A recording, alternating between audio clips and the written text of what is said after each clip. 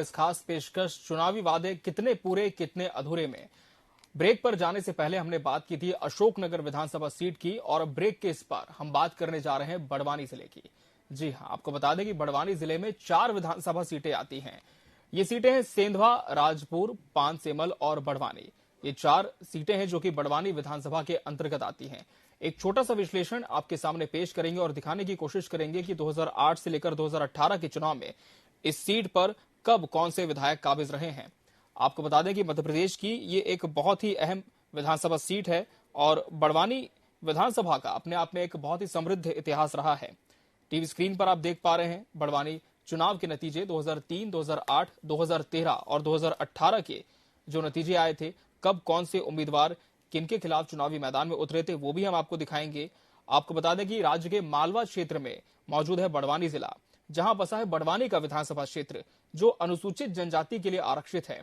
2018 में हुए चुनाव में यानी पिछले विधानसभा चुनाव में इस विधानसभा सीट पर कुल 2,35,654 मतदाता थे और उन्होंने बीजेपी के उम्मीदवार प्रेम सिंह पटेल को 88,151 वोट देकर विजयी बनाया था। वो विधायक बने, जबकि निर्दलीय उम्मीदवार भी सीट पर मैदान में थे जिनका नाम था राजन मंडलोई।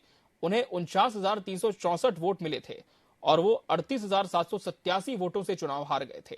तो एक बड़ी लीड से पिछले विधानसभा चुनाव में विधायक ने चुनाव जीता था। और इसके पहले 2013 का विश्लेषण आप स्क्रीन पर देख पा रहे हैं। उस समय जब चुनाव हुए थे इस सीट में, तब कांग्रेस उम्मीदवार रमेश पटेल ने इसमें जीत हासिल की थी और उन्हें 77,761 मतदाताओं का समर्थन मिला था। विधानसभा चुनाव 2013 के दौरान इस सीट पर बीजेपी उम्मीदवार प्रेम सिंह पटेल थे, जिन्हें 67,234 वोट मिले थे और वो 10,527 वोटों से ये पूरा चुनाव हार गए थे। इसी तरह विधानसभा चुनाव 2008 की बात करें तो इस विधानसभा क्षेत्र में बीजेपी के उम्मीदवार प्रेम सिंह पटेल जीते थे, जो जिन्हें कुल 50,759 वोट मिले थे और वो विधानसभा पहुंचे थे। जबकि कांग्रेस के प्रत्याशी जो उनके खिलाफ मैदान में थे चुनावी मुकाबले में, उनका नाम था राजन हरि सिंह मंडलोई, जो कि दूसरे पायदान पर रह गए थे।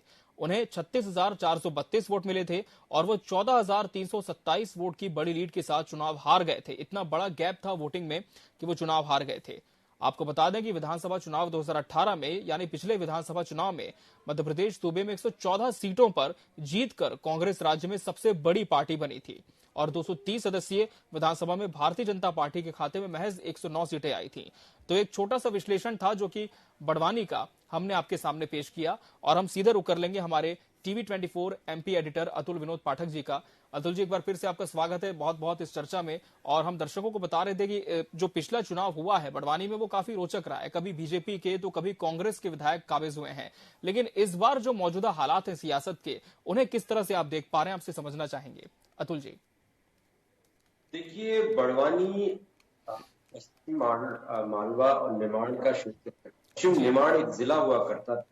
उस जिले से अलग होकर बड़वानी जिला अस्तित्व में आया। बड़वानी शहर की बात करें, बड़ का पेड़ और वानी यानी पेड़, बड़ के पेड़ों से घिरा हुआ ये शहर बड़वानी नाम से जाना गया और ये जिला बन चुका है और प्रदेश के दक्षिण पश्चिम में स्थित है। पवित्र नर्मदा नदी इसकी उत्तरी सीमा तय करती है और सतपुड़ा और उत्तर विंध्याचल पर्वत श्रेणियां शहर की खूबसूरती बढ़ाती है। अब इस शहर की हम बात करें तो यहाँ पर 2018 के चुनाव में प्रेम सिंह पटेल को जीत मिली। जैसा कि आपने भी जानकारी दी, मुकाबला त्रिकोणीय था। बीजेपी के प्रेम सिंह पटेल को जो वोट मिले वो निर्दलीय प्रत्याशी से ज्यादा थे। कांग्रेस यहाँ पर तीसरे नंबर पर रही। तो बाकी 3 विधानसभा सीटों पर कांग्रेस ने बाजी मारी, एक ही विधानसभा सीट बीजेपी को मिली। यानी कांग्रेस के लिए पिछला विधानसभा चुनाव बड़वानी जिले के लिहाज से बहुत शानदार रहा। और यहाँ के राजनीतिक इतिहास की बात करें, 2008 के परसीमन के बाद बड़वानी सीट अस्तित्व में आई थी और तब भी बीजेपी के प्रेम सिंह पटेल ने कांग्रेस के राजन को हराया था। और इसके बाद 2013 के चुनाव की बात करें तो रमेश पटेल ने प्रेम सिंह पटेल को हराया था। यानी प्रेम सिंह पटेल हार गए, लेकिन 2018 के चुनाव में प्रेम सिंह पटेल फिर विजयी होकर लौटे और एक बार फिर चुनाव मैदान में है। और यहाँ की मैं आपको बात करूं कि ये एक ऐसा शहर है जिसको अंग्रेजों के जमाने में मध्य प्रदेश का पेरिस कहा जाता था और ये अनुसूचित जनजाति के लिए आरक्षित है। और यहाँ की चारों सीटें जो है आरक्षित हैं और आरक्षित सीटों पर भारतीय जनता पार्टी के लिए चुनाव जीतना काफी महत्वपूर्ण हो जाता है, क्योंकि 4 में से सिर्फ एक सीट पर उसका कब्जा है। और यहाँ की सीटों की हम बात करें, सेंधवा विधानसभा की बात करें तो बीजेपी के उम्मीदवार अंतर सिंह आर्य को सेंधवा से कांग्रेस प्रत्याशी ने हराया था। राजपुर विधानसभा की हम बात करें तो अंतर पटेल मतगणना में आगे रहे, लेकिन आखिरी पेटी की मतगणना में कांग्रेस प्रत्याशी बाला बच्चन से पिछड़ गए। कांग्रेस प्रत्याशी बाला बच्चन यहाँ के एक बड़े कांग्रेस के नेता माने जाते हैं।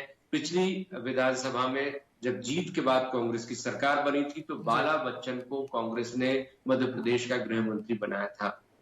विधानसभा में वो उपनेता प्रतिपक्ष भी रहे हैं। तो बाला बच्चन कांग्रेस का एक बड़ा नाम है, उनके सामने बीजेपी के प्रत्याशी को कड़ी चुनौती का सामना करना पड़ेगा। पानसेमल विधानसभा की हम बात करें, 2018 की बात करें तो दीवान सिंह को कांग्रेस के उम्मीदवार चंद्रभागा किराड़े ने हराया था। एक महिला प्रत्याशी कांग्रेस की वो जीत हासिल कर चुकी थी। 2018 में बड़वानी विधानसभा में जैसा कि बताया प्रेम सिंह पटेल ने जीत हासिल की थी। अंतर सिंह आर्य की बात करें तो अंतर सिंह आर्य बीजेपी का एक बड़ा चेहरा है और यहाँ पर अंतर सिंह आर्य सेंधवा से बीजेपी के उम्मीदवार होंगे। पूर्व में लॉ मिनिस्टर भी रह चुके हैं। कांग्रेस के मोंटू सोलंकी से उनका मुकाबला होगा। राजपुर सीट की हम बात करें तो बीजेपी से अंतर पटेल और कांग्रेस से बाला बच्चन चुनाव मैदान में है।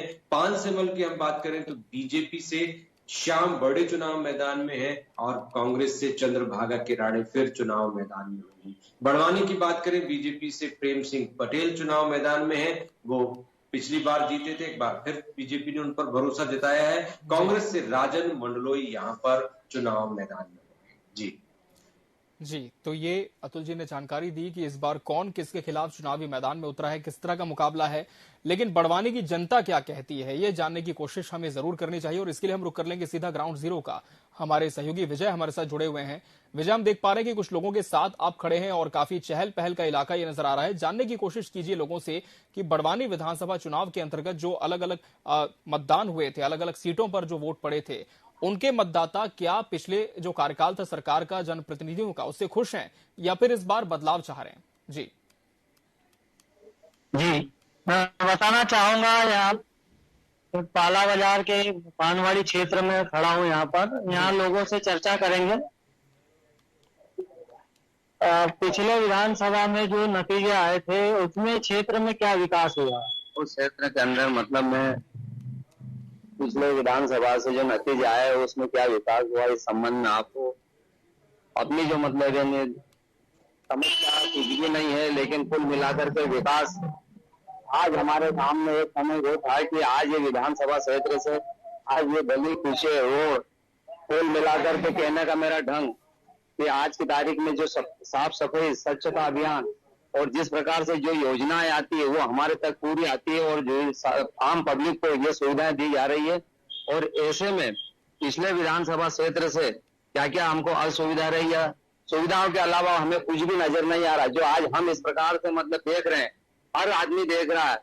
और इसके अलावा बड़वानी विधानसभा में और जो भी मतलब आज हमारे बीच में जिस प्रकार से सोचने का ढंग जिसका जैसा है वो अपने विचार रखता है, कुल मिलाकर के टेक्नीशियन दिमाग वाले लोगों की ये बात है कि मतलब ये है कि वो जो चुनाव जो हुए थे, विधानसभा निर्वाचन के जो चुनाव हुए थे, जो परिणाम आए थे उससे आप खुश हैं और आगे भी इसी तरह से विकास चाहते हैं? हम जो है आज की तारीख में संतुष्ट हैं और मध्य प्रदेश शासन जो भी अपना काम करके दिखा रही है, माननीय श्री शिवराज सिंह जी चौहान उनके नेतृत्व में जो हमें आज तक हमें सुविधा मिल रही है, जन जन तक के पहुंचाई जा रही है मध्य प्रदेश शासन की ओर से, मैं उनको आत्मीय धन्यवाद देना चाहता हूं। और क्या परिचय है आपका?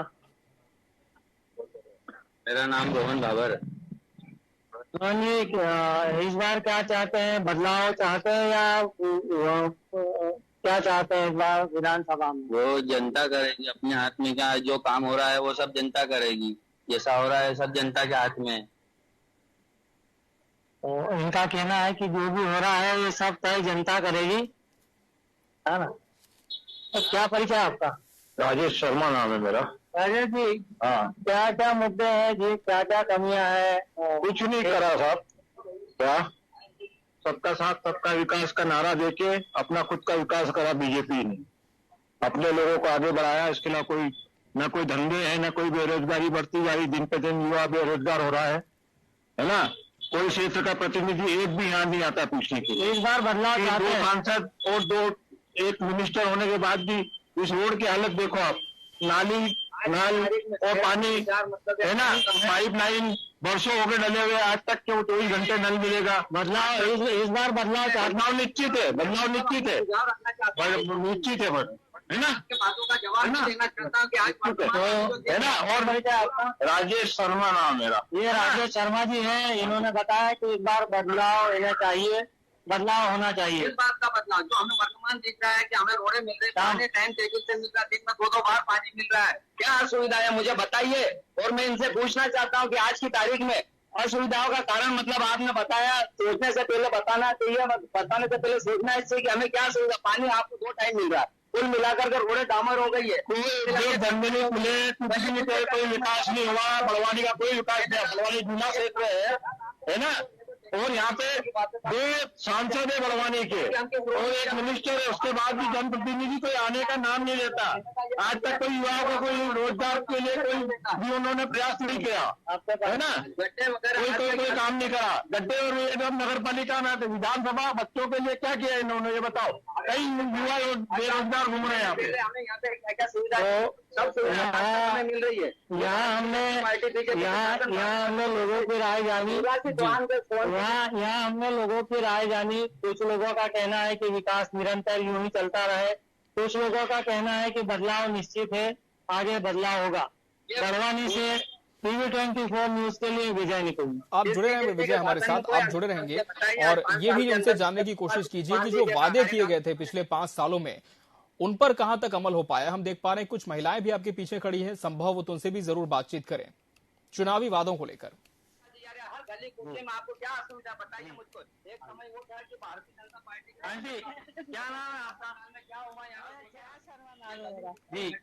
जी, ये जया शर्मा जी है, हमारे साथ जुड़ी है, क्या कहना चाहेंगे।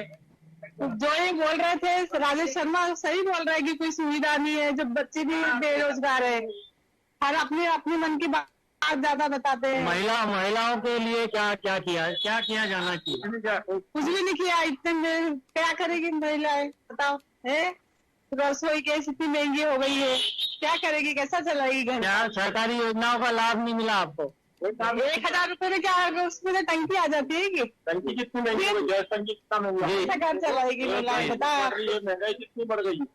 देखो ये मैं बताना चाहूंगा, ये जया शर्मा जी थी, ये बता रही थी कि महिलाओं को 1000 रुपए दिए जा रहे हैं जो योजना के साथ, उसमें तो गैस की टंकी ही आ जाती है, तो विकास अभी अधूरा है।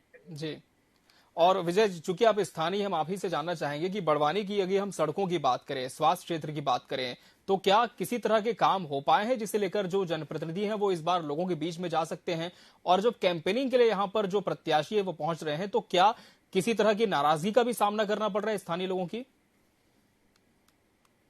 बताना चाहूंगा, स्वास्थ्य के क्षेत्र में तो काफी विकास हुआ है जी। मेडिकल कॉलेज की जो मांग थी वो अभी तक अधूरी है जी। जनप्रतिनिधियों ने ट्रेन के बारे में भी कहा था, सर्वे करवाया है, लेकिन ट्रेन अभी तक पहुंच से दूर है जी। हमारी उम्र तक सपना ही रहेगा ट्रेन बड़वानी जी। ठीक है विजय जी, आप हमसे जुड़े और लोगों की बातचीत पहुंचाई, आपका बहुत शुक्रिया हमसे जुड़ने के लिए। एक बार फिर से रुक करेंगे अतुल जी का। अतुल जी, जिस तरह से आपने भी सुना कि लोगों में बड़ी ही नाराजगी है क्योंकि जो वादे किए गए थे अब तक वो अधूरे हैं। स्वास्थ्य के क्षेत्र में भी कुछ अच्छा काम नहीं हुआ है। एक कनेक्टिविटी के लिए ट्रेन का रास्ता लगातार बड़वानी के लोग देख रहे थे, लेकिन वो भी अब तक नहीं मुकम्मल हो पाया है। और यहाँ तक जो गृहिणियां हैं वो बढ़ती हुई महंगाई से परेशान है। उनका यह भी कहना है कि जो सरकारी योजनाओं का दावा किया जाता है उसका लाभ हकीकत में कोसों दूर है। अतुल जी। जी। और अमित जी, कई बार जब हम जनता के बीच जी, ये इत्तेफाक होता है कि कई बार इस खास विचारधारा से जुड़ा हुआ व्यक्ति कैमरे के सामने आता है और कभी किसी खास विचारधारा से जुड़ा हुआ व्यक्ति। आम नागरिकों को हम देखते हैं कि आम नागरिक अपनी बात माइक के सामने कहने से कतराता है क्योंकि वो आइडेंटिफाई नहीं होना चाहता। जी। सत्ताधारी दल हो या विपक्ष हो, विपक्ष सत्ता में आ सकता है और सत्ताधारी दल फिर से सत्ता में आ सकता है। आज की डेट में लोकतांत्रिक व्यवस्था में भले ही लोगों को बोलने की आजादी हो, लेकिन निश्चित रूप से आम जनता को इस बात का डर रहता है कि यदि वो किसी के खिलाफ बोलते हैं, किसी की पोल खोलते हैं या किसी के पक्ष में जाते हैं, तो वो आइडेंटिफाई हो सकते हैं और आगे चल के यदि उनकी विचारधारा के उलट कोई दूसरा चुनकर आता है तो वो उनसे बदला ले सकता है या बदले की भावना से कार्य कर सकता है। इसलिए हम आमतौर पर लगातार अपने कार्यक्रम में देख रहे हैं कि आम नागरिक बोलने से कतरा रहा है। ये क्या संकेत देता है? ये यही संकेत देता है कि आम नागरिक खामोश है। जब वो वोट करेगा तब उस खामोशी का इजहार उस वोट के माध्यम से, उस मुहर के माध्यम से, उस वीवीपैट की बटन के माध्यम से करेगा। अभी मतदाता कुछ खास बोलने की स्थिति में नहीं है। जब हमारे संवाददाता बात करते हैं तो आम लोगों में से विचारधाराओं से जुड़े हुए, खासतौर पर राजनीतिक दल के कार्यकर्ता ही ज्यादा बोलते हैं। वो एक तरफा बोलते नजर आते हैं। उनकी बातों से लगता है कि उनकी विचारधारा किसी खास दल से जुड़ी हुई है, इसलिए विकास होते हुए भी वो विकास को दरकिनार कर देते हैं या फिर विकास को इस तरह से देखते हैं कि चारों तरफ उनको हरियाली ही नजर आती है, यानी साफ तौर पर वो निष्पक्ष होकर बात नहीं कर रहे होते। विकास की हम बात करें, निश्चित रूप से बड़वानी में काफी विकास हुआ है, सड़कों का जाल फैला है, लेकिन अभी भी बड़वानी जिले में बहुत सारे लोगों की उम्मीदें बाकी है। एक एक विधानसभा सीट को हम एनालिसिस की दृष्टि से देखें तो राजपुर विधानसभा सीट सबसे पहली विधानसभा सीट हम लेंगे और यहां पर 2018 में कांग्रेस के बाला बच्चन जीते थे। बाला बच्चन कांग्रेस के एक बड़े नेता माने जाते हैं और वो लगातार यहां से जीतते रहे। 2013 में भी बाला बच्चन जीते, 2008 में बीजेपी के देवी सिंह पटेल जीते थे, बाला बच्चन विधानसभा नहीं पहुंच पाए थे। 2003 में कांग्रेस के बाघेल राजेंद्र सिंह यहां पर जीते थे। 2008 में कांग्रेस, 2003 में कांग्रेस, 2008 में बीजेपी, 2013 में कांग्रेस, 2018 में कांग्रेस, अब 2023। 2 बार से विधायक बाला बच्चन को तीसरी बार क्या राजपुर विधानसभा सीट की जनता मौका देगी, ये देखने वाली बात होगी। लेकिन इस सीट को हम गहराई से देखें तो यहाँ पर आदिवासी बाहुल्य वोटर्स ज्यादा हैं और आदिवासी बाहुल्य सीट होने के कारण कांग्रेस को लगातार यहां पर जीत मिलती है और आंकड़े बताते हैं कि कांग्रेस ने अधिकांश मौकों पर यहां पर जीत हासिल की है। कांग्रेस के पास बाला बच्चन के अलावा कोई दूसरा विकल्प नहीं नजर आता। 14 बार चुनाव हुए, 10 बार कांग्रेस जीती, 3 बार बीजेपी, 1 बार जनसंघ ने जीत दर्ज की। जयस भी अब धीरे धीरे मतदाताओं में पैठ जमा रही। जय आदिवासी संगठन, इसका लगातार विस्तार हो रहा है। तो इस दल के विस्तार से, इस विचारधारा के विस्तार से कांग्रेस को फायदा होगा, नुकसान होगा, ये चुनावों के बाद पता चलेगा। दूसरी सीट की यदि हम बात कर लें, दूसरी सीट है सेंधवा विधानसभा सीट। सेंधवा विधानसभा सीट में कपास उद्योग बहुतायत होता है और कपास उद्योग यहाँ बदहाल स्थिति में है। इसका खामियाजा सत्ताधारी दल को भुगतना पड़ सकता है क्योंकि कई फैक्ट्रियां अभी बंद है। बेरोजगारी यहाँ पर सबसे बड़ा चुनावी मुद्दा बन चुका है। अब बेरोजगारी के मुद्दे पर जनता किसके पक्ष में और किसके विरोध में मत देती है, ये आने वाला समय बताएगा। लेकिन यदि यहाँ के इतिहास को हम देखें तो 2018 में कांग्रेस ग्यारसी लाल रावत जीते, 2013 में अंतर सिंह आर्य जीते, 2008 में अंतर सिंह आर्य जीते, 2003 में बीजेपी के अंतर सिंह आर्य जीते। यानी 3 चुनाव लगातार बीजेपी ने जीत हासिल की और चौथे चुनाव में, लास्ट चुनाव में कांग्रेस ने यहाँ पर जीत हासिल की। और यहाँ पर मैं आपको बता दूं कि ये जातिगत समीकरणों वाली सीट है। इस सीट पर अनुसूचित जनजाति के लिए 87% इस वर्ग के मतदाता हैं, एसटी वर्ग के मतदाता हैं और इसमें भी 2 उप जनजातियां हैं, बारेला और भिलाला। बारेला समाज की तादाद 73% है और यही सबसे डिसाइडिंग समाज है जो किंग मेकर की भूमिका में होता है। यहां पर बीएसपी ने भी अपनी दावेदारी पेश कर दी है और ये सीट ऐसी है जहां पर मुकाबला त्रिकोणीय हो सकता है। पानसेमल विधानसभा सीट की यदि हम बात करें, ये 2008 में अस्तित्व में आई थी और महाराष्ट्र की सीमा से सटी हुई है। 2.5 लाख के करीब यहाँ पर मतदाता है। महिला मतदाताओं की संख्या यहाँ पर पुरुषों से अधिक है और यहाँ के 60% वोटर अनुसूचित जनजाति यानी आदिवासी वर्ग के हैं जो चुनाव में जीत हार का फैसला करते हैं। यहाँ पर बिजली, सड़क, पानी, शिक्षा ये बहुत महत्वपूर्ण समस्याएं हैं जिन पर जनता का खासा फोकस होता है। बढ़ती बेरोजगारी के कारण यहाँ पर मजदूरों का पलायन हो रहा है और इस सीट के इतिहास को देखें तो 2018 में कांग्रेस जीती, 13 में बीजेपी जीती, दीवान सिंह के साथ 2008 में कांग्रेस से बलराम बच्चन जीते। जी। अब बड़वानी विधानसभा जो कि जिला मुख्यालय भी है, यहाँ पर आ जाते हैं। बीजेपी का यहाँ पर दबदबा रहा है। 2013 को यदि हम छोड़ दे तो 1993 से अब तक लगातार बीजेपी के प्रेम सिंह पटेल यहाँ से विधायक बनते चले आ रहे हैं। 2018 के चुनाव में कांग्रेस यहाँ पर तीसरे नंबर पर रही, निर्दलीय सेकंड पोजीशन पर रहे। तो इसका इतिहास देख लें, 18 में प्रेम सिंह पटेल, 13 में रमेश पटेल, 2008 में प्रेम सिंह पटेल, 2003 में प्रेम सिंह पटेल और इससे पहले भी प्रेम सिंह पटेल यहां से जीतते रहे हैं। तो ये मालवा निमाड़ की एक अहम जिले की 4 सीटें जिन पर मुकाबला काफी दिलचस्प है। कांग्रेस के पास खोने को बहुत कुछ है क्योंकि यहाँ पर कांग्रेस ने 4 में से 3 सीट हासिल की थी। अब 3 में से बीजेपी यदि एक भी सीट हथिया लेती है तो बीजेपी के पास 2 सीटें हो जाएंगी, कांग्रेस के पास 2 सीटें रह जाएंगी। एक एक सीट बहुत महत्वपूर्ण होती है, इसलिए बड़वानी का मुकाबला काफी दिलचस्प हो जाता है। बिल्कुल, एक सीट काफी महत्वपूर्ण होती है और कहीं ना कहीं दोनों ही दल जो हैं इन विधानसभा सीटों को अपने पाले में जाने से नहीं रोकना चाहते। सबकी यही कोशिश है कि किसी भी तरह से मतदाताओं को साधा जाए, जो अधूरे काम हैं उनके बूते ही सही, लेकिन लोगों के बीच में अपनी पैठ बनाई जाए। लेकिन फिलहाल देखना होगा कि बड़वानी का सिरमौर कौन होता है। तो हमारे सेगमेंट में हमने चर्चा की बड़वानी विधानसभा की अलग अलग सीटों की और हमारे साथ TV24 MP editor Atul Vinod Pathak ji जुड़े थे। अतुल जी, आपका बहुत बहुत धन्यवाद हमसे जुड़ने के लिए और तमाम विश्लेषण के लिए। इसी के साथ चुनावी वादे 2023 कितने अधूरे कितने पूरे में आज के लिए फिलहाल इतना ही। अगली बार हम फिर हाजिर होंगे किसी बड़ी विधानसभा सीट का विश्लेषण लेकर। तब तक के लिए मुझे दीजिए इजाजत और आप बने रहिए TV24 के साथ। नमस्कार।